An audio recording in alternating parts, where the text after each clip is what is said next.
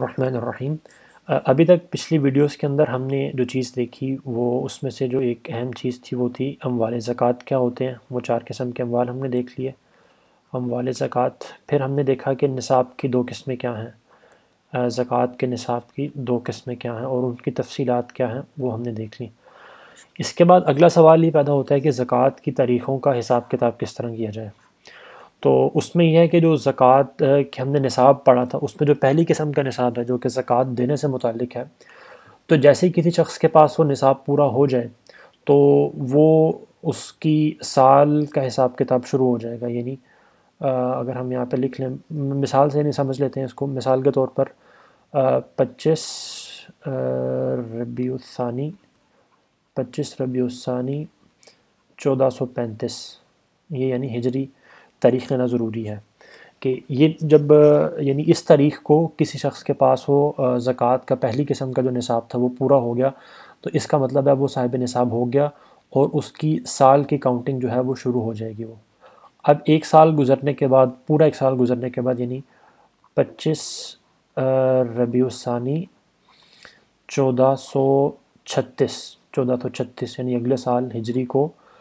اس پر زکوٰۃ دینا جو ہے واجب ہو جائے گی۔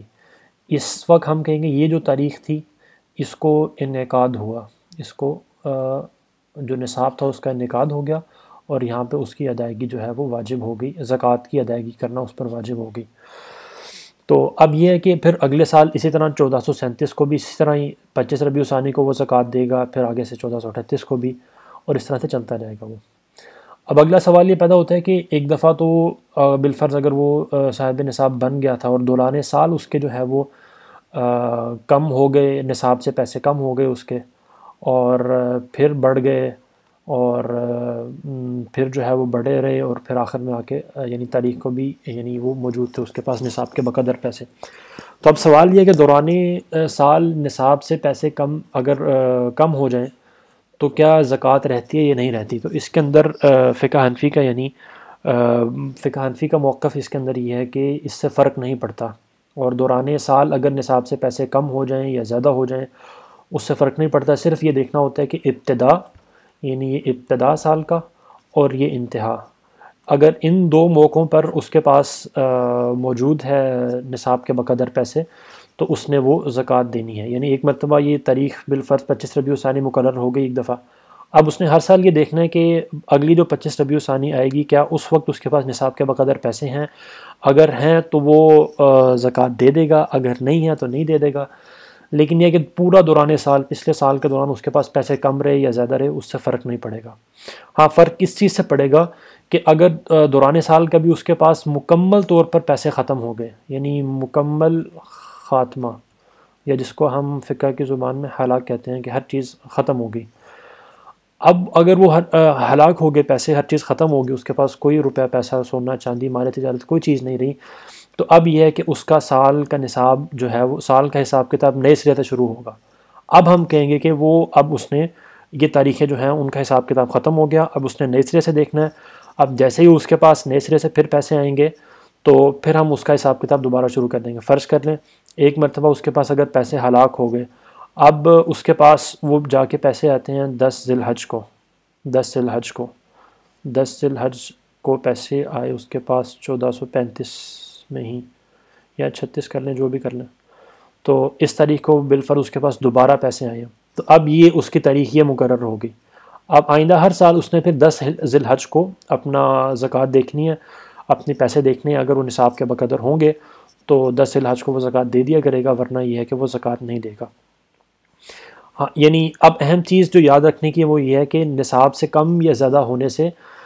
سال کی کیلکولیشن میں فرق نہیں پڑتا، فرق تب پڑتا ہے جب یہ پیسے اس کے ہلاک ہو جائیں اور ہر چیز ختم ہو جائے، تو پھر ہم سال کی کیلکولیشن نئے سرے سے شروع کریں گے ہم وہ۔ اب یہ مسئلہ اصل میں اس طرح کا ہے کہ اس کے اندر لوگ اکثر غلطی کر رہے ہوتے ہیں اور لوگ یہ سمجھ رہے ہوتے ہیں کہ جی نصاب سے کم اگر پیسے ہو گئے تو وہ یعنی ہم حساب کتاب دوبارہ شروع کر دیں گے۔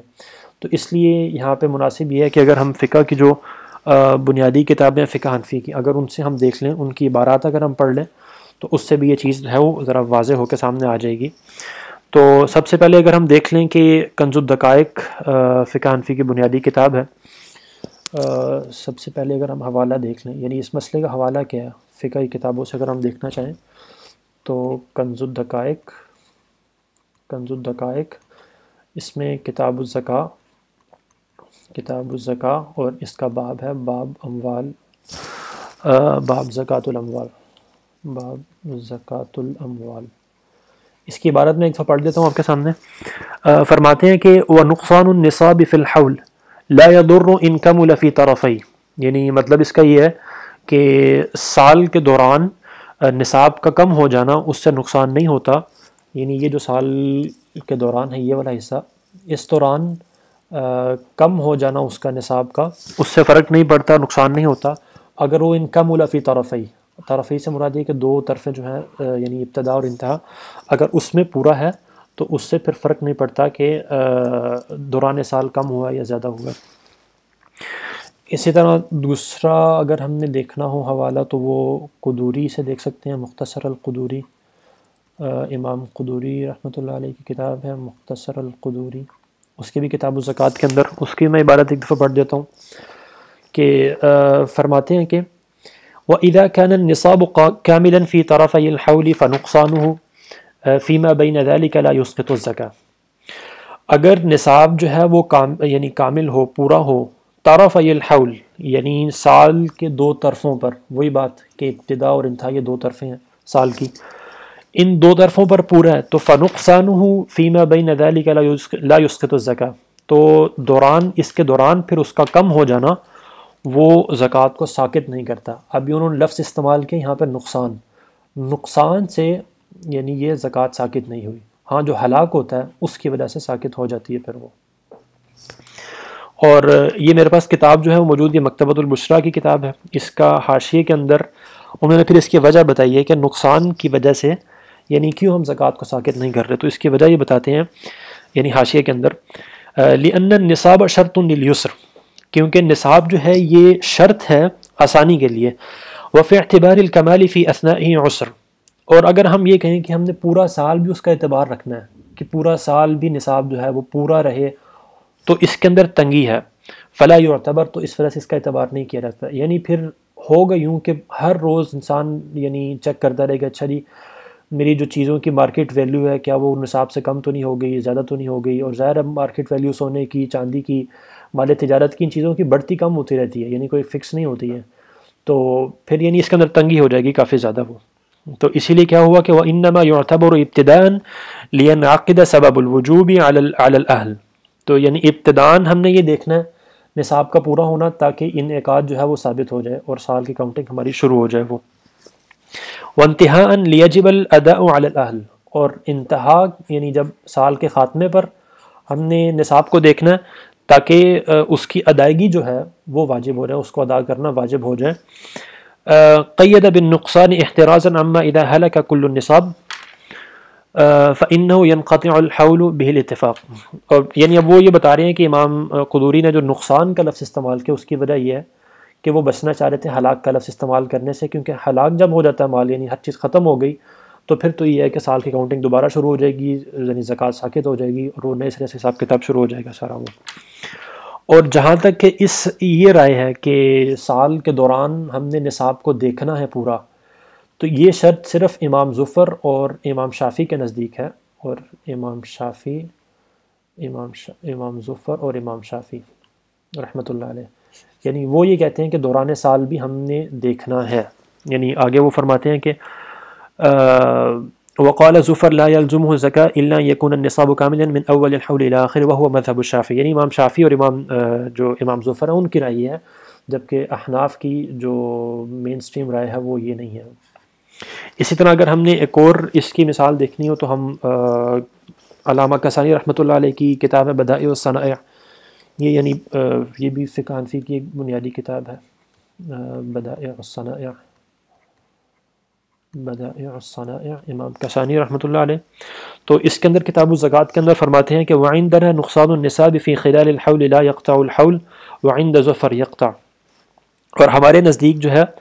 وہ سال کے دوران نصاب کا کم ہو جانا وہ جو سال کی کاؤنٹنگ کہہ لیں آپ اس کو وہ ختم نہیں کرتا وہ، وعند ظفر یقطع، اور امام ظفر کے نزدیک جو ہے وہ اس کو قطع کر دیتا ہے وہ. تو یہ یعنی ہے ہمارے نزدیک جو ہے صرف ہم نے ابتدا میں دیکھنا ہے اور انتہا پہ دیکھنا ہے، اور